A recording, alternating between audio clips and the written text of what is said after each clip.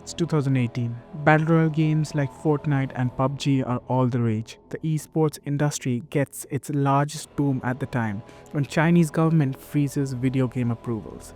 And in the midst of all of this chaos, the world gets one of the greatest games to ever be released. A reboot of one of the most legendary series to ever exist, God of War.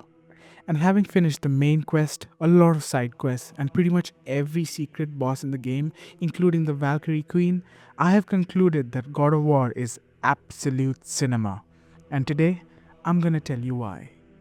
I never owned a gaming console as a kid, and I remember playing the older God of War games on my friend's PSP, PS2, and later the PS4. And by playing, I mean watching them play, because they wouldn't let me play, but it felt like I was playing, okay? It's the equivalent of watching walkthrough videos IRL. Anyway, knowing how legendary this series was and how it shaped my childhood, I was pretty skeptical when I saw the Leviathan axe combat. Kratos to me was always iconic for his flashy fighting sequences with the Blades of Chaos, a weapon that was one of the major things that made Kratos iconic. And God of War was a series I played less for the plot and more for the satisfying combat, larger than life bosses, and interesting puzzles. But they changed everything. If you were to ask me what the greatest written character of all time was a couple of years back, Kratos wouldn't be the first character I'd think of. But now he fits that description perfectly.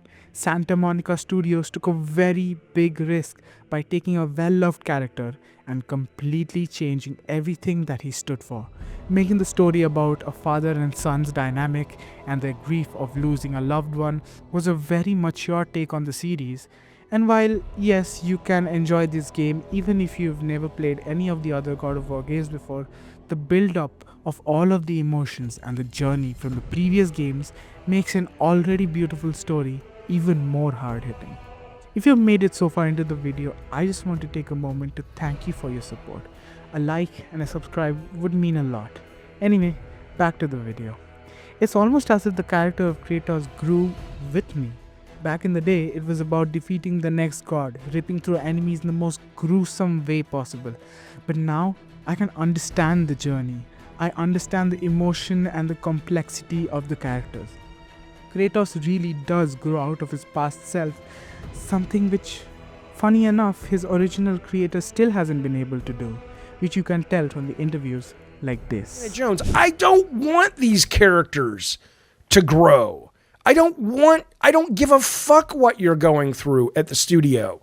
And I don't mean that disrespectfully. If you're going to build a brand new IP or you're going to build a character into the God of War lore and that character is struggling or dealing with your problems that a lot of you guys that have gotten older and girls at the studio have dealt with, that's wonderful. Do that shit all day long.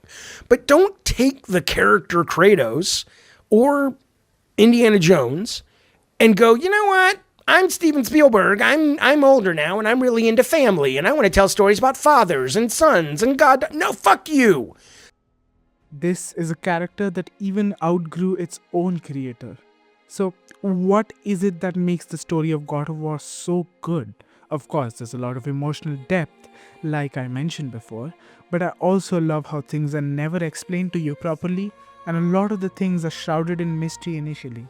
But when you least expect it, they are revealed, making for some of the best twists and plot points that I have experienced.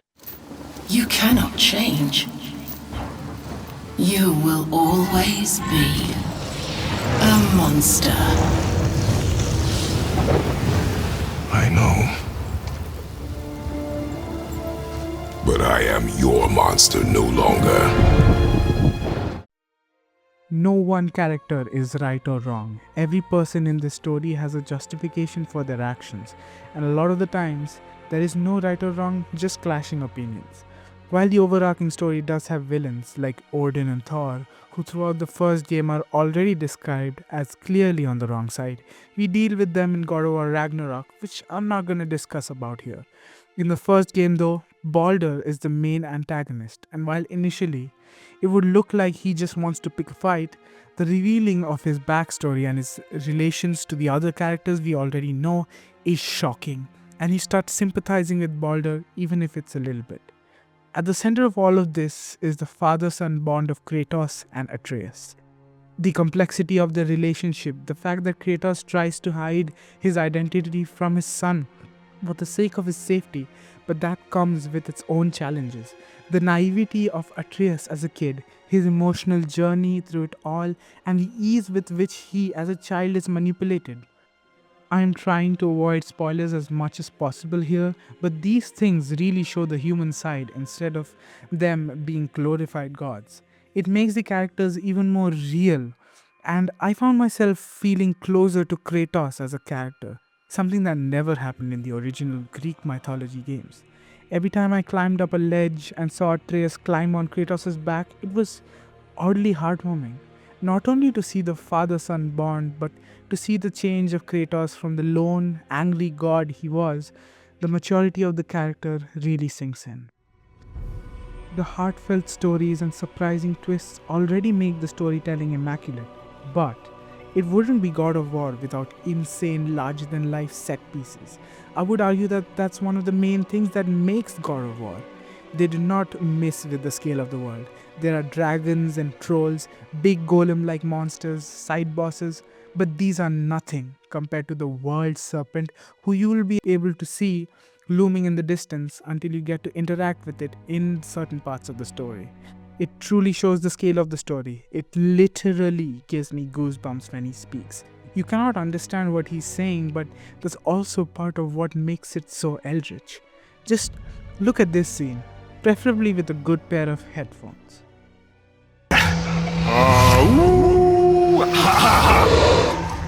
You enemy me.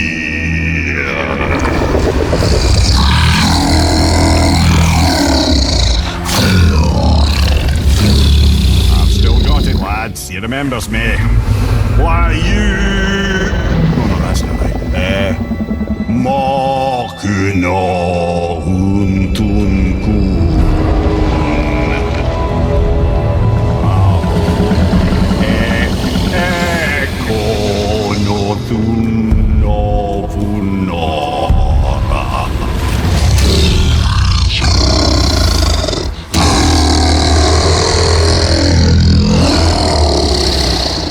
He knows the pain of your loss.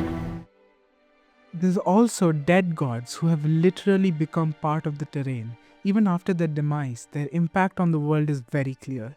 There's something surreal about climbing across a dead god's body for what feels like an eternity. Gods that are already gigantic when we fight them seem even larger when you truly get to explore their whole body span. They might be dead, but the thought of what they would have been when they were alive, the thought gives me goosebumps.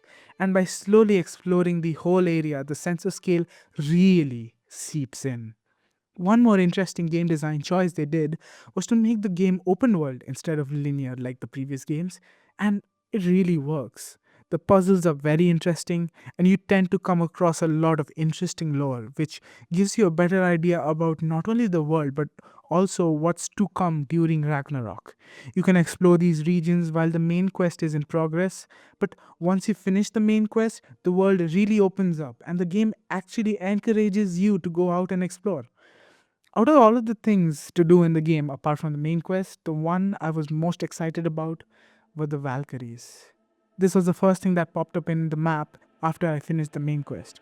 I remembered encountering one while exploring, and I got absolutely obliterated. So once the main quest was over, I took upon myself to defeat all the Valkyries. Some Valkyries were easier than others.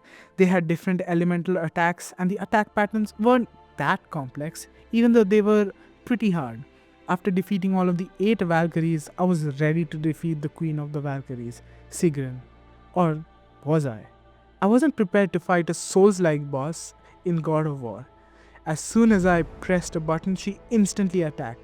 This was a very aggressive boss, and as I started reading her moves, I realized these 8 Valkyries that I defeated before this were all training for this exact moment.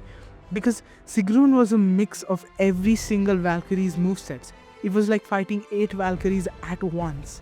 This was hard.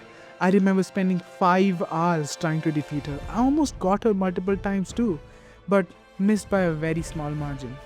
I now realize why. I had literally one health upgrade, and even my Spartan Rage was only upgraded once. You see, there are these chests called non-need chests. They either give you Eden apples, which increase your health bar, or you get Horn of Blood Mead, which increases your Spartan Rage, which is a special ability. So I was heavily underbuilt for this boss. I'm surprised I got that close just by brute forcing my way the first 5 hours though. Next day, I went exploring for more non-need chests, upgraded my health, and I was ready to fight. And I defeated the boss in 5 tries. Because by now I had already memorized every moveset the boss had, because I grinded for 5 hours before this. I didn't even feel adrenaline when I defeated her. I felt relief. And as I looked at the Valkyrie be freed to go to Valhalla, I sat there thinking, what an amazing journey this was. It's far from over, of course, but what an amazing journey. This truly was a sequel we never asked for, but we needed. And with that, I waited. Waited for the inevitable to come. Ragnarok. Thank you so much for watching this video. I had a lot of fun making it, and this was an amazing experience clearly. It took a while to make this video, so a sub to the channel would mean a lot. And thank you so much again, and I'll see you next time.